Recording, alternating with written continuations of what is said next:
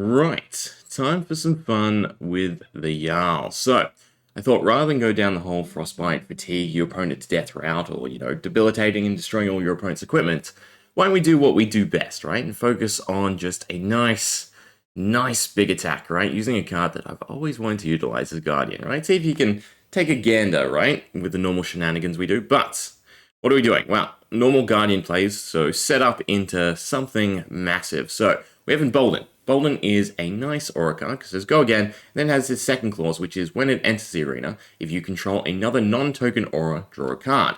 Now, the nice thing we can do is sort of set up with Insidious Chill. So Insidious Chill enters with counters, right? And when it loses all the counters, it gets destroyed, meaning it sticks around for quite a while because it only triggers when we Ice Fuse. So if we focus on Earth and Embolden and just big attacks, we can actually take advantage of quite a few ice cards, or even, again, utilize this to some extent when we want with Ice Fusion, right? But then still make it stick around so it satisfies Embolden. Because what we can actually do, as long as we do have that aura in play, is we can end up playing all three Emboldens for a nice juicy increase to our damage. Now, something else I do also want to just point out and compare is go again on a Guardian aura that's to set up for your next turn is actually a bit of a premium, right? Because they obviously don't want you stacking an insane amount of damage to have, again, as they put it, right, those extreme overlaps of offensive burst damage. But of course, that's what we're going to do, right? So for comparison's sake, Crumble to Attorney, which gives Dominate and puts a negative counter on your opponent's equipment. Fantastic card.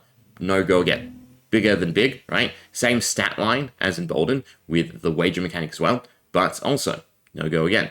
But nonetheless, right, this is where we go Embolden.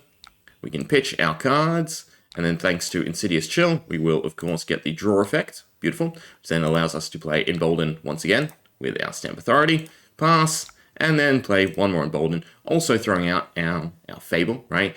The Grandeur of Valahai. Is that how you say it? Hopefully.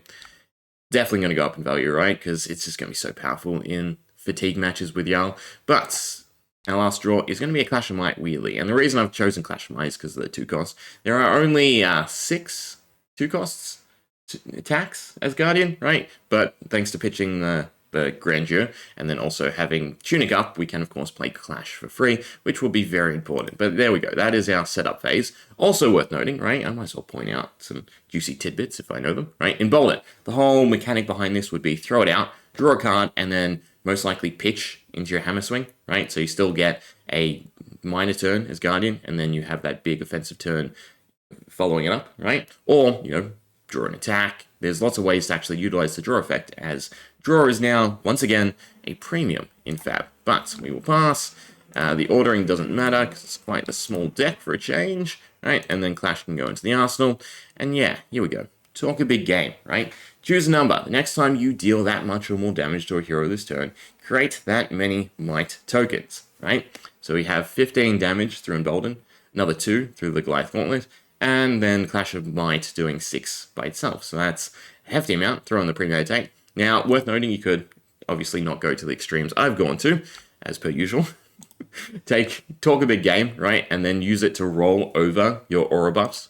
So, for instance, the 15 that we have with Embolden, if we had one talk a big game every time, and then we had the usual Guardian, dominate, crush, big attack that will most likely get through to your opponent, especially with plus 15, you can use talk a big game to roll over some of that damage that you're getting through your aura buffs. And that, I think, lines up perfectly with fatigue and what Jarl wants to do. So that's something really worth considering, right? With talk a big game becoming a lot more usable in that sense. Now, another thing to note is in terms of if you've ever looked into how much buff cards give, right? The stat line is 4 for a red, 3 for a yellow, and then 2 for a blue. So as long as you're generating more than 2 Might tokens with Talk a Big Game, it is still a decent buff card, right? Because it's blue, so you get to pitch it around, right? Get it back, and then if you can get that 2 extra or 3 Might tokens, you're in the positive, right? So that's definitely something worth noting. But nonetheless, we will activate Premeditate, right? And I have to count again. So it was 6 plus Premeditate's 3, so that's 9,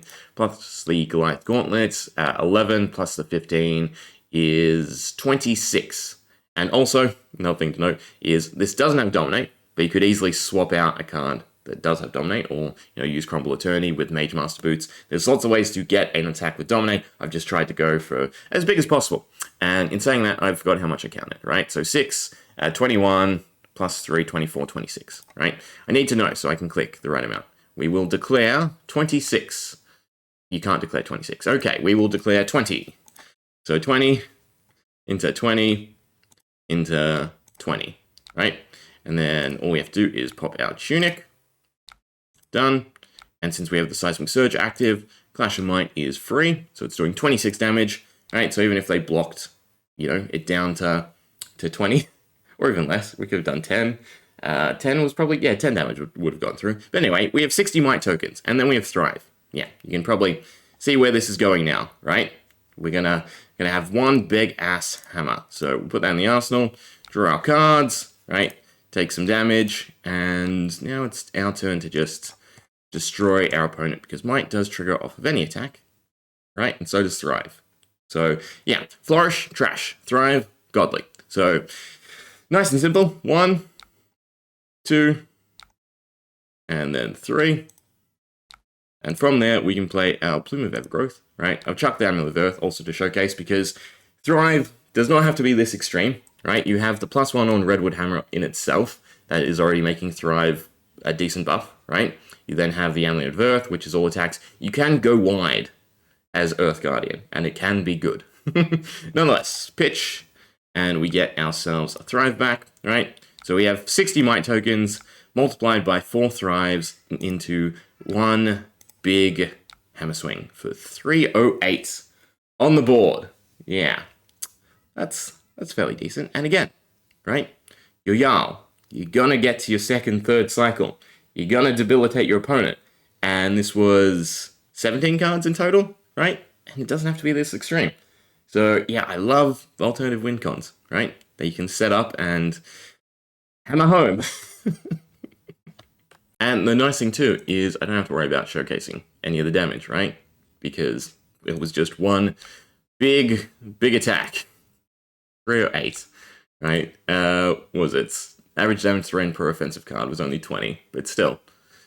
308 damage. Plus, actually, the 26 from setting up the Might tokens is also a fairly decent hit. And again, it didn't have to be 308, right? So we're getting 5 damage per Might token, right? So even if we only had 10 Might tokens, that'd still be 50 extra damage, right? If we only had 8 Might tokens, it'd still be 40. And it's going to be, this is something to utilize at the end of the match, meaning that you probably don't need the full 40. So yeah, talk a big game, blue, 3 block, pitchable, right? Cycle it around, and then wail on your opponent. Sounds fairly decent in a Frostbite type deck. Anyway, hope you enjoyed. See ya.